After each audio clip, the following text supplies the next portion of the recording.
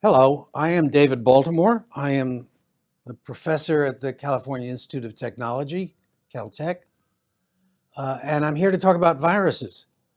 I've worked on viruses now for 50 plus years, and I find them fascinating. Um, and I'll concentrate on HIV because it's the virus most people know. And of course, it's the scourge of the 20th and 21st century. So I call viruses a separate kingdom of the living world. They're not really a kingdom, but they're so different from any other organism that they should be considered very separate. They're extremely tiny. They can only duplicate themselves by penetrating into living cells and diverting the cell's activities towards the ends that are dictated by the genetics of the virus. And thus they are obligate cellular parasites. Viruses can only exist once cells have evolved. They can have either RNA or DNA as their genetic material. The rest of the biological world uses DNA. And they can grow in all kinds of cells, in animal cells, in bacteria, in plants. And the fact that so many of them are RNA viruses suggests that they're left over from an RNA world, which was an intermediary in the evolution of the world we know today, which is based on both DNA and RNA. The central dogma of molecular biology hasn't changed since the 1950s, when it was first enunciated by Francis Crick, and that is that DNA can duplicate itself. It can be transcribed into RNA, and that RNA can in turn be a template for making protein, and protein is what makes life work. All of our cells are built out of proteins. All of the events of our lives are determined by proteins. In 1970, I was working on a virus and had the good fortune to make a discovery that changed the central dogma slightly. We discovered reverse transcription, RNA giving rise to DNA, and that reverse transcription actually gives rise to a very large amount of the DNA of us and of most higher organisms.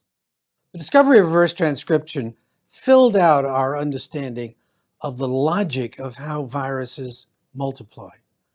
And let me describe that logic by focusing on the most important product that's made during a virus infection, which is messenger RNA. Messenger RNA encodes protein, and those proteins, now viral proteins, can take over a cell, can make more virus particles. They are the essence of the virus infection process. And so the nucleic acid, the DNA or RNA of the virus, is holding the instructions for making those proteins. And the question is, how do those instructions get to making protein? And there are really 6 ways that that can happen, depending on exactly how the instructions are transmitted. And those 6 ways distinguish one class of viruses from another class of viruses. So the most simple, straightforward one are the double-strand DNA viruses, class 1 viruses. Those simply make messenger RNA just like we make messenger RNA in our normal cells, because we carry double-strand DNA as our hereditary material. Then there are single-strand DNA viruses. They have to become double strands. Those are the class 2 viruses. And then they can make messenger RNA. And then they have to make, again, those single strands to be the genetic material of those viruses. Then there are RNA viruses. There are double-strand RNA viruses, very similar to double-strand DNA viruses, except they're RNA. and they make messenger RNA from their double-stranded RNA.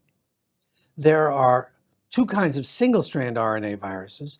They can either carry the sense strand, which we call the plus strand of genetic material, in which case they can encode protein by just putting that into the cell, or they can, in the class 5 viruses, carry the minus strand, the complementary strand, that's senseless until it's copied into a plus strand, and so it needs to be copied before it can make protein.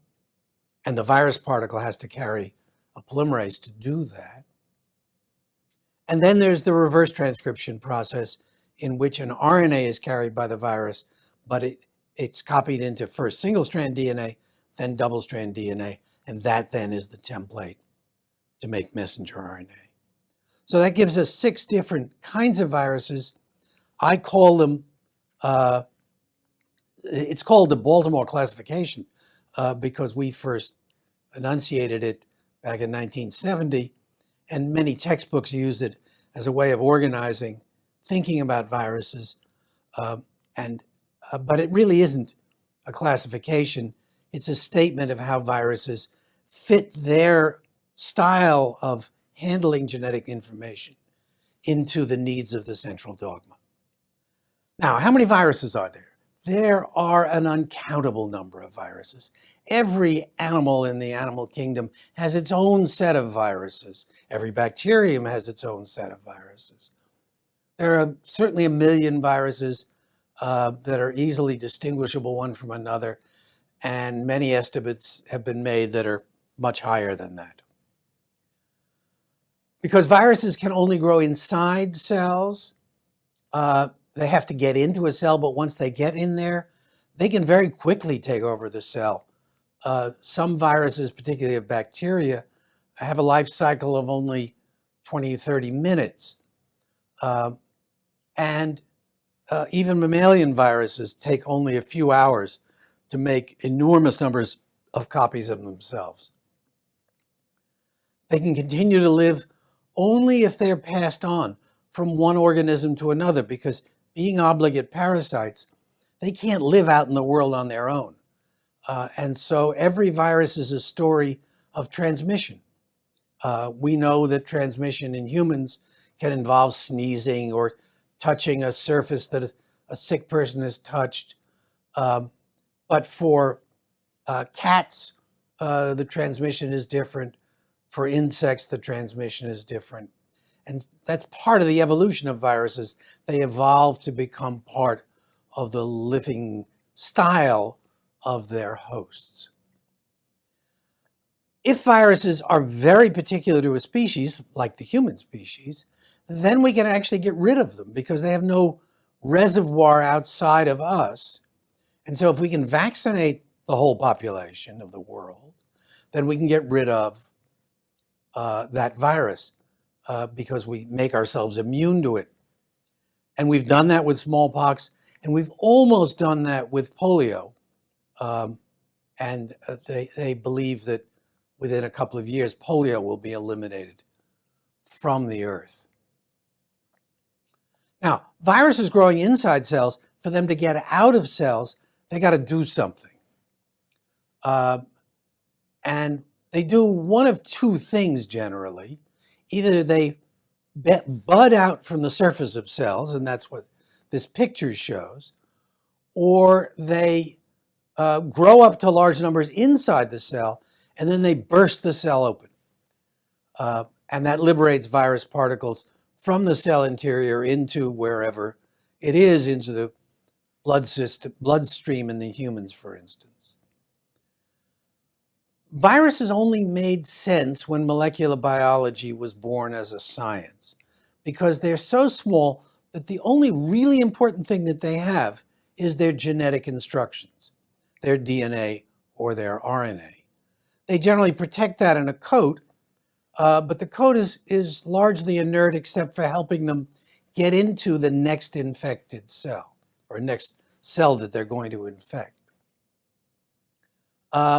Some of them have a few other proteins that help initiate the infection.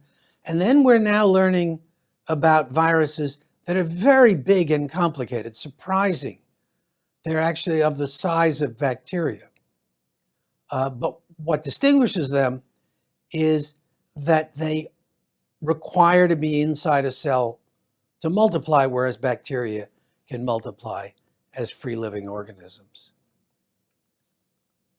The way we detect viruses is by what's called a plaque assay. We have a lawn of susceptible cells. They could be mammalian cells, they could be bacterial cells. We put a few virus particles down. Those virus particles chew up the lawn from a center where they land, and they form a plaque. And if you count the number of plaques, you know how many viruses were there. And if you put down twice as many viruses, you get twice as many plaques. So it's a highly quantitative test.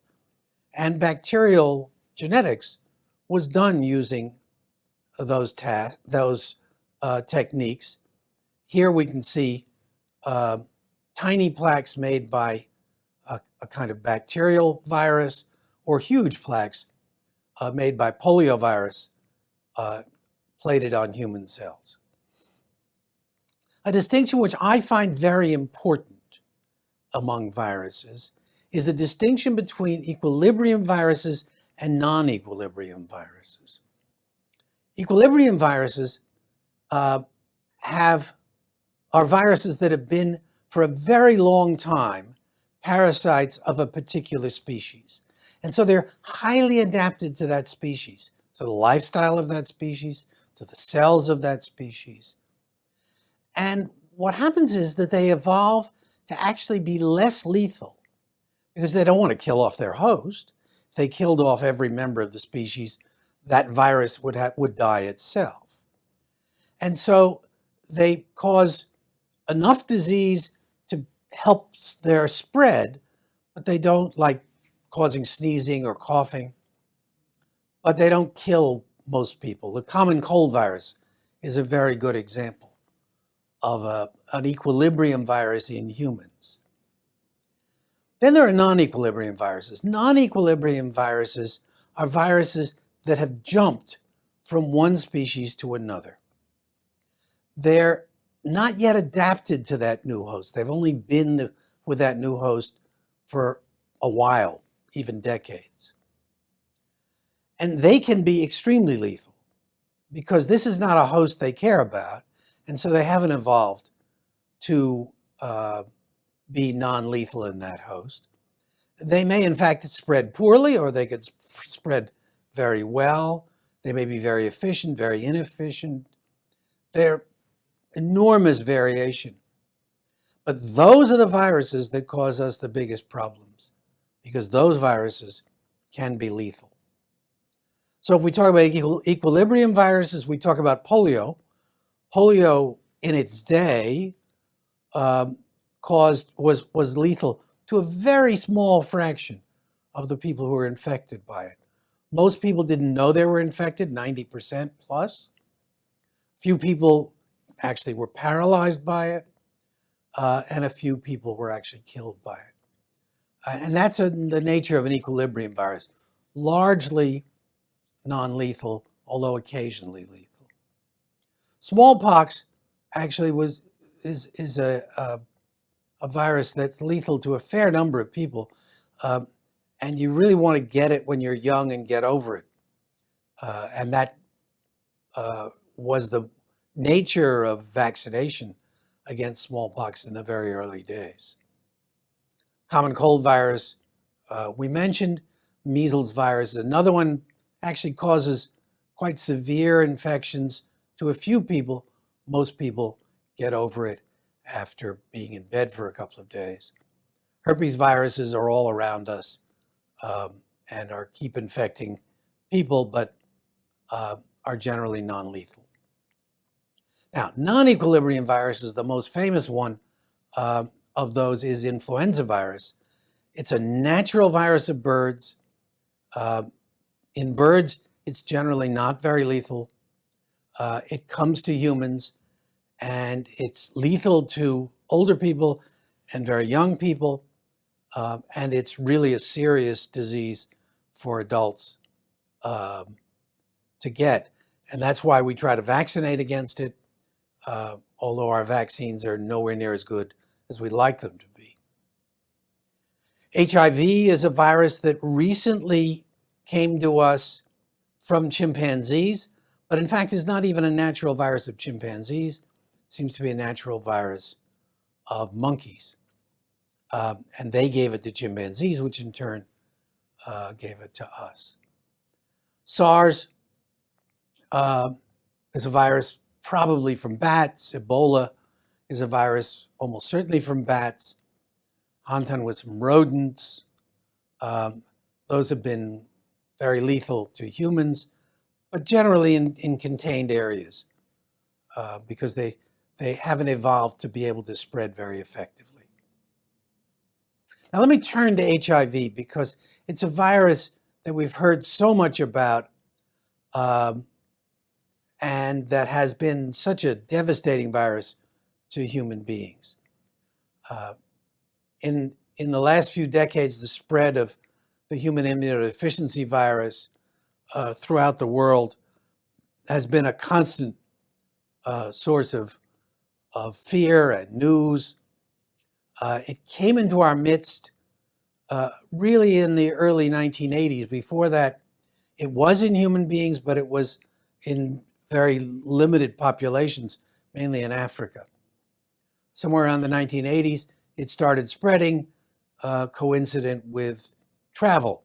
It was taken on airplanes in people from its source in Africa into Europe, into the United States. Making sense of HIV depended on having discovered the reverse transcriptase.